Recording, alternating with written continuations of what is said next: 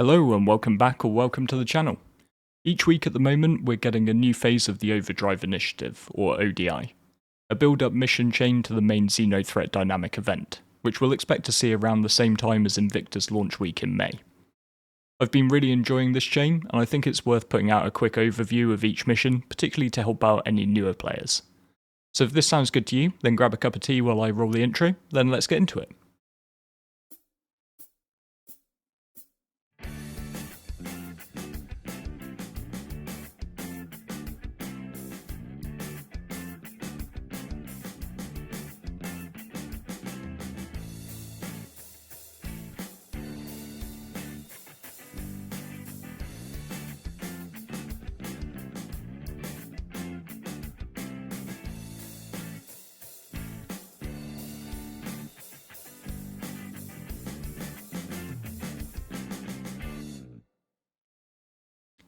This week we're looking at Phase 3, Xenothreat Incursion.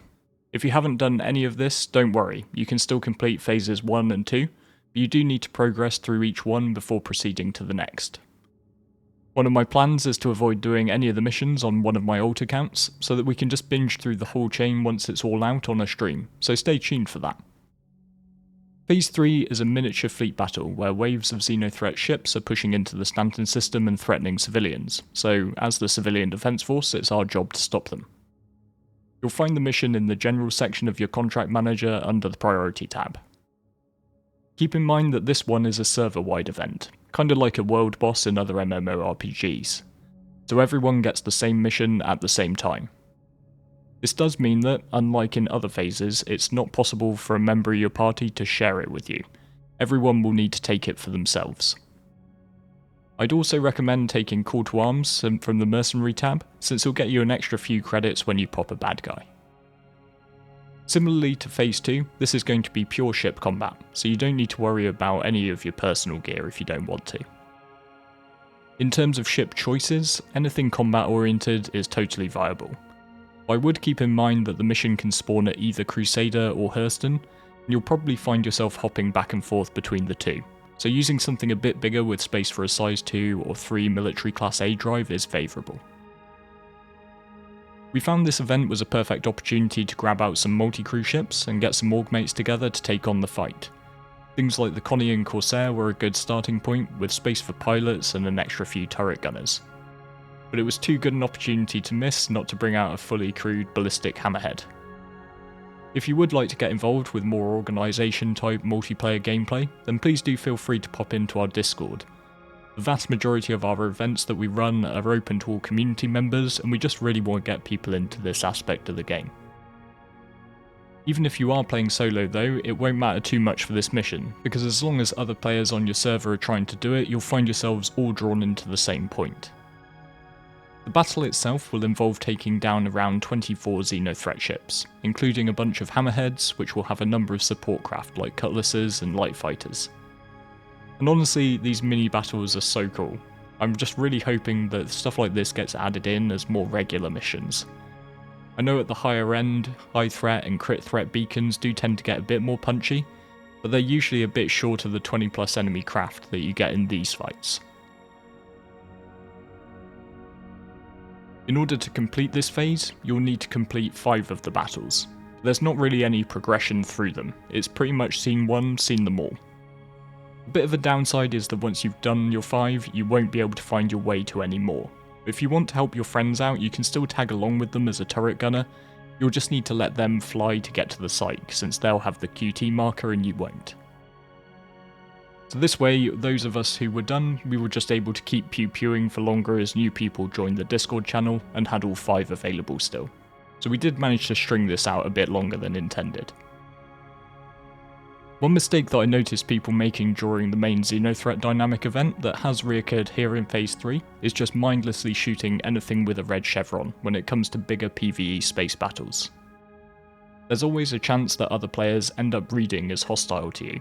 Maybe they had a collision with another player, clipped someone with their guns, or just accidentally locked missiles. They may not have anything like a crime stat. Players can easily be distinguished from NPCs, since the NPCs will have 2 or 3 word names with proper spaces in between them.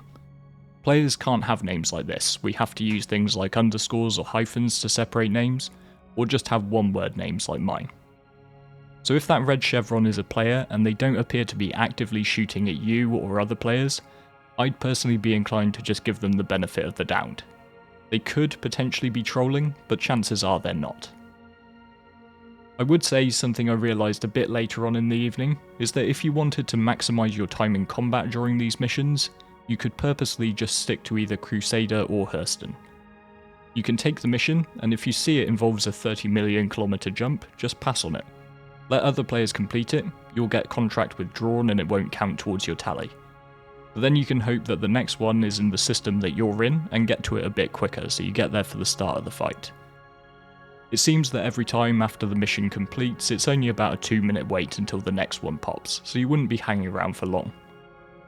Because it can be a bit anticlimactic to travel across the star system only to arrive at a fight that's in its final stages. If you are just looking to complete the missions ASAP, then ignore this of course. If you'd prefer to get as much gameplay as you can, then this could be a good strategy. As I've said before, I'm really enjoying Overdrive, but I think it's always worth chucking out ways that it could be better.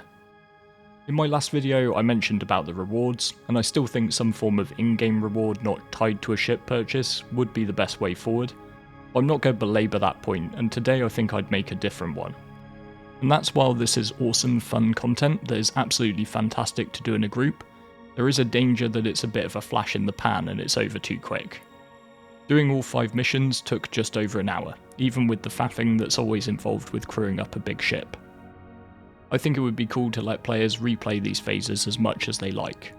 Or maybe if there's an issue with follow-on missions etc, making it so that the week's current phase is infinite and you can play it as much as you like until the next phase pops. Now I'm not a dev, so there could well be obvious reasons to those that are as to why this wouldn't work, but I thought I'd just throw it out there. Anyway, I hope you enjoyed the vid and found it useful.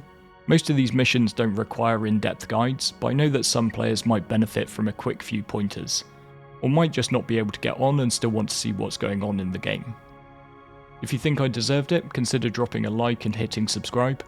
I've been focusing for the last couple of weeks on these Overdrive missions, but I've also been cooking up a longer form video that should drop tomorrow evening, so stay tuned for that. But with all that said, thank you very much for watching all the way to the end, and I look forward to seeing you next time.